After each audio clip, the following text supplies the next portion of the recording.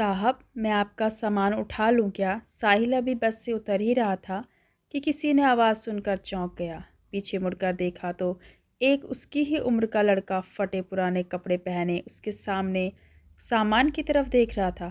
साहिल ने उसे टालते हुए कहा, नहीं, मैं सामान खुद उठा लूँगा। यह सुनकर वह लड़का थोड़ा सा निराश हो गया और बोला, साहब, कुछ भी दे दीजिएगा, बहुत मजबूर हूँ, कुछ खाने का इंतजाम हो जाएगा। साहिल झुंझलाकर उसकी ओर देख रहा था।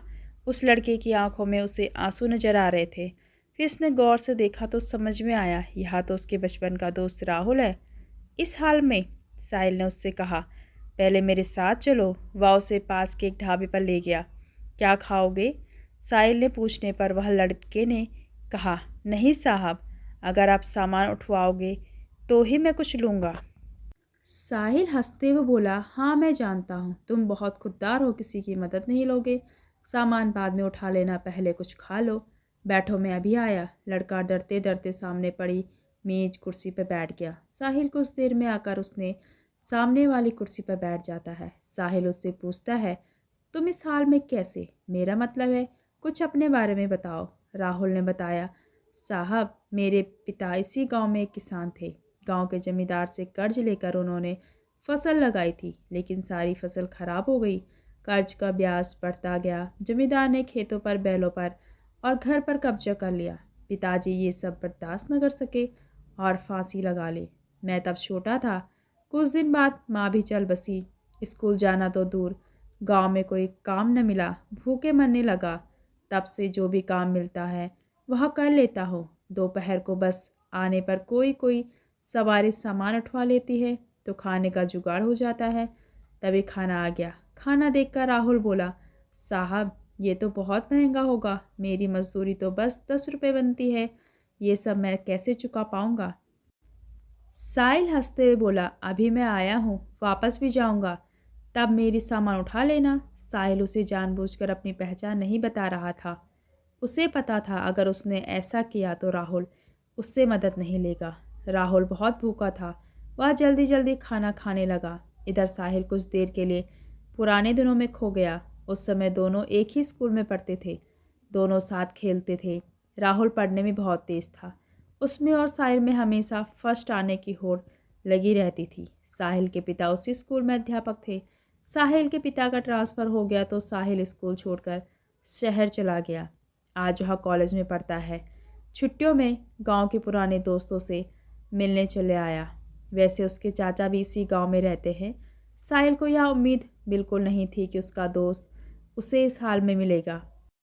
साहिल अपने ख्यालों में खोया हुआ था। तभी राहुल ने उसे कहा, साहब, मेरा खाना हो गया, चलिए आपका सामान उठा लेता हूँ।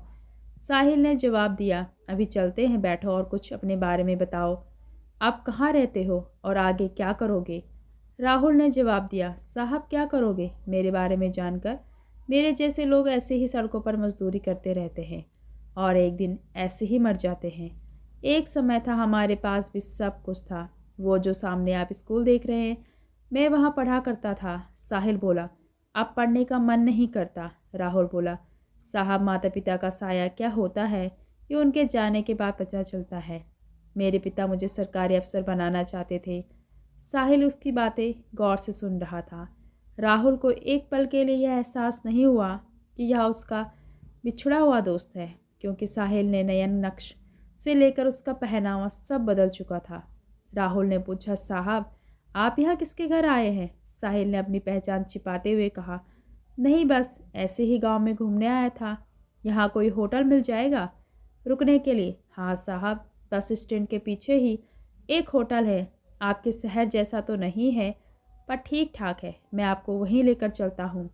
राहुल बोला। साहिल ने हाँ में सर हिलाया। राहुल सामान लेकर आगे आगे और साहिल उसके पीछे पीछे चलने लगा। कुछ ही देर में वह होटल में पहुंच गए। साहिल ने एक कमरा लिया।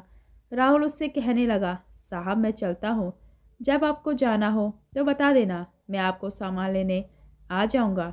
साहिल बोला, अरे रुको, ये कमरा मैंने 2 लोगों के लिए लिया है, तो मेरे साथ रहोगे? राहुल बोला, नहीं साहब, कहाँ मैं, कहाँ आप, वैसे भी तो मैं कहीं भी सो जाता हूँ। मेरा बिस्तर एक पेड़ के ऊपर रखा होता है, वही पेड़ के नीचे चबूतरे पर सो जाता हूँ।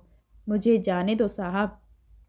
साहिल बोला, मुझे तुमसे बहुत सी बातें करनी है। जब तक मैं यहाँ हूँ तुम मेरे साथ रहोगे। मैं यहाँ किसी को जानता नहीं हूँ। तुम मुझे पूरा गांव घुमाओगे। राहुल कुछ नहीं बोला। कमरे के सामान रखने के बाद साहिल राहुल को लेकर कपड़े की दुकान में पहुंचा। उसे नए कपड़े दिलवाए, नए जूते दिलवाए, फिर उसे होटल पर लाया। उसने राहुल की ज़रूरत का हर सामान खरीदा और उससे कहा, तुम नहाकर ये कपड़े पहनो, मैं अभी आता हूँ। राहुल को कुछ समझ नहीं आ रहा था। उसने नहा धोकर नए कपड़े पहने, अपने आप को शीशे में देख ही रहा था। तभी साहिल आ गया। राहुल अपने कपड़ों को देखकर रो रहा था। साहिल बोला, क्या हुआ, कपड़े अच्छे नहीं लगे? राहुल बोला, नहीं साहब, माँ की याद आ गई। वो अपने हाथ से सिलकर कपड़े पहनाया करती थी। कल मैं आपको अपना घर दिखाऊंगा जो जमींदार से हथिया लिया। साहिल उससे बैठकर बातें करने लगा। कितना कर्जा था तुम्हारा? राहुल ने कहा, साहब सब मिलाकर 50-60 हज़ार था। अब तो 80-90 हो गया होगा। काफ़ी देर इधर उधर की बातें करने के बाद दोनों सो गए। सुबह साहिल राहुल को लेकर गांव घूमने गया। वहां राहुल ने अपना घर दिखाया जो बंद था। फिर वह उस पेड़ के नीचे ले गया जहां कल तक सोता था। राहुल बोला, साहब यही पेड़ है, मेरे माँ बाप है, यही मैं सोता हूँ। साहिल बोला, राहुल मैंने तुमसे झूठ बोला था। मैं गांव घूमने नहीं, सिर्फ तुमसे मिलने आया था। यह सुनकर राहुल चौंक गया। साहिल ने बताया, मैं तुम्हारे बचपन का दोस्त साहिल हूँ। यह सुनकर राहुल गौर से साहिल के चेहरे को देखने लगा। उससे अब उसमें अपना दोस्त नजर आने लगा। उसकी आंखों से टप टप आंसू बह रहे थे। साहब आप, वह कुछ बोलता इससे पहले साहिल ने कहा, साहब नहीं, साहिल तुम्हारा दोस्त। राहुल कुछ बोल न सका। वह बस एकटक साहिल को देखे जा रहा था। उसके अंदर का सैलाब अब उमड़ने लगा था। इतने सालों का दर्द उसकी आंखों में बह रहा था। आज उसका कोई अपना उससे मिलने आया। इस बात पर अभी भी उसे विश्वास नहीं हो रहा था। साहिल ने उसे चुप कराया। फिर वह उसे लेकर अपने चाचा के घर गया। साहिल के चाचा सबसे पहले से ही जानते थे।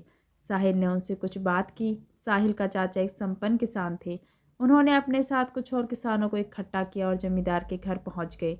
साहिल के चाचा ने जमींदार से पूछा, इसके पिता का कितना कर्ज है? जमींदार ने अकड़ में कहा, कौन चुकाएगा? इसके पास तो फूटी कौड़ी नहीं है।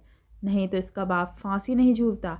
सब मिलाकर 1 लाख है। साहिल ने अपने चाचा को इशारा किया। उन्होंने बैग से 1 लाख रुपए निकालकर जमींदार के सामने रख दी और कहा, इसका खेत, मकान, बैल अभी वापस चाहिए। जमींदार यह देखकर घबरा गया, लेकिन इतने लोगों के सामने वह कर भी क्या सकता था।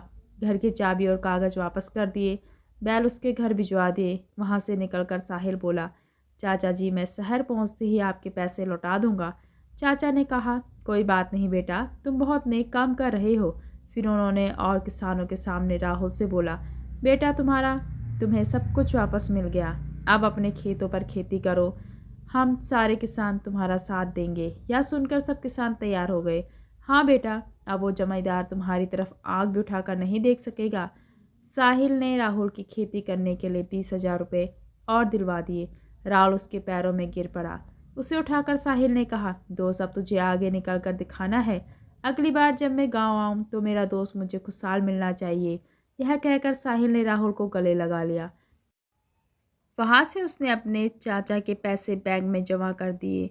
इसके 6 महीने बाद एक दिन साहिल दरवाजे की घंटी सुनकर दरवाज़ा खोलने गया तो देखा सामने राहुल खड़ा था। 6 महीने में बिल्कुल बदल गया था। साहिल ने उसे गले से लगा लिया। अंदर आके उसने साहिल के माता पिता के पैर छुए। साहिल बोला, अचानक यहाँ कैसे, सब ठीक है ना? उस जमींदार ने परेशान तो नहीं किया? राहुल बोला, नहीं यार, सब ठीक है। तेरे चाचा और दूसरे किसानों ने मेरी बहुत मदद की। अब तो सब ठीक है। मेरी फसल भी अच्छी, उसकी कमाई से तेरा कर्जा चुकाने आया हूँ। ये तेरे 20,000 है, बाकी धीरे धीरे चुका दूंगा। साहिल बोला, तू मेरा भाई है, मैंने कोई कर्ज नहीं दिया था तुझे। तूने कैसे सोच लिया मैं नहीं ले सकता? लेकिन राहुल जिद करने लगा। तब साहिल के पिता ने कहा, बेटा रख लो, ये इसकी खुददारी है। जो शिक्षा मैंने दी थी या उसकी का पालन कर रहा है। साहिल पैसे रख लेता है। फिर राहुल शर्माते हुए उसे अपनी शादी का कार्ड पकड़ा देता है। साहिल कहता है, अरे क्या तू शादी कर रहा है? तभी साहिल के पिता ने कहा, हाँ, जब तूने हमें सब बताया तभी मैंने तेरे चाचा से इसके लिए अच्छी सी लड़की देखने के लिए कहा। कब तक घर में अकेला रहेगा? साहिल बोला, सब ऊपर वाला करता है, सब उसी के हाथ में है। तेरे अच्छे दिन आने थे, मैं नहीं आता मदद करने वाला तो ऊपर किसी और को भेज देता। कुछ दिन बाद साहिल अपने परिवार के साथ राहुल की शादी में पहुंच गया। उन्हें देखकर राहुल बहुत खुश हुआ।